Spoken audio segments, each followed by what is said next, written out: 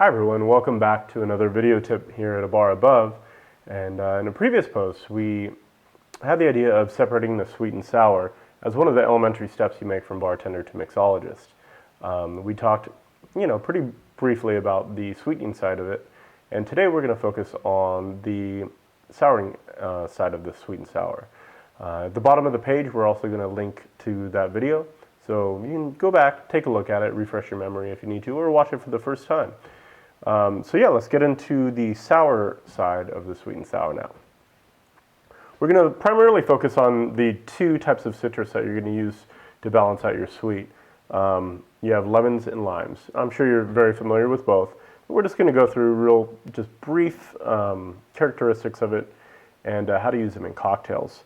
So lemons, obviously, yellow flesh. You have a pretty significant white pith on the inside of it, which will contribute to bittering. It has kind of a bitter note to it. Then you have the flesh on the inside, obviously very yellow, and when you juice it, the yellow kind of comes through in the drink, in the cocktail as well. You don't want to take a bite out of this like you would an apple, because obviously you have a pretty sour element to it. If you're familiar with the pH scale, like from high school, the pH of 0 is very highly acidic, and the pH of 14 is very, very basic and alkaline. So the lower you go towards 0, the more acidic it's going to get. The higher you go up towards 14, it goes into the basic area. The acidity on a lemon, the typical Eureka lemon like this one, is going to be anywhere from 2.2 to 2.5. Some other things to note is just kind of some of the characteristics of the oils that we kind of associate with lemons. So in the flesh, the yellow portion of the lemon is where all the oils are. And the oils, to me, smell just like clean. It has this really clean kind of resonance to it. And a lot of cleaning companies actually use that as one of the scents they have for cleaning products. So that's pretty much the basics of the Eureka lemon. The next thing is, let's look at limes. So this is typically the lime you'll see just behind every bar. There are a couple different varieties to choose from, but this is what is known as a Persian or Tahitian lime.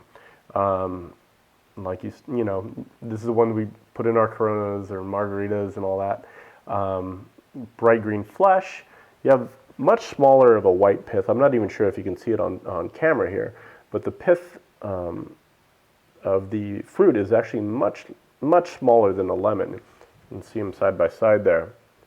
Obviously, the fruit itself actually has a kind of a green kind of hue to it, and that will also come through in a cocktail, so just keep that in mind when you're creating drinks. Now, as far as the characteristics of it, the bright green flesh, the small white pith, you have a much higher acidity to it. So the pH of this is actually 1.8 to 2.0, and remember, once you go closer to 0, it actually becomes a lot more sour or acidic and kind of tart. So when you're making cocktails, just keep that in mind. So there's been a debate on which to use in which cocktail, and when you're creating the cocktail from scratch, which way you want to lean. And I say try them both. I mean, they're each going to have their own kind of qualities that you're going to be looking for. Every bartender uses them in a different way. I hear some bartenders like using limes in things that have a lot of vegetal qualities to it. So like limes go with gin, limes, they'll use it in tequila and in rum, which makes a lot of sense if you look at some of the classic cocktails that are coming out and how they balance them. They have an affinity toward each other. And with lemon, you want that clean profile, so like vodka is going to come through. So as far as my preference, I actually prefer to use both and try them up and vary them between the two. And just an example, let's take a look at one specific cocktail. So vodka. If you use lemon juice, it's a lemon drop. If you use lime, you have a different cocktail, and that one's called a gimlet. So they're essentially the same thing, but by substituting out even a small thing like the citrus, you actually change the cocktail completely. So there you have it. Just a quick run through between the two citruses. As always, feel free to leave a comment at the bottom of the page. Also, we're making a training series right now, which I'm very excited about. And one of the things we're doing is actually really delving a lot deeper into the qualities of citrus, the different varieties we have here. And that's all going to be part of the training program. So like I said, we're creating that now. I'm really super excited, and we're looking forward to having that out available to everybody around July.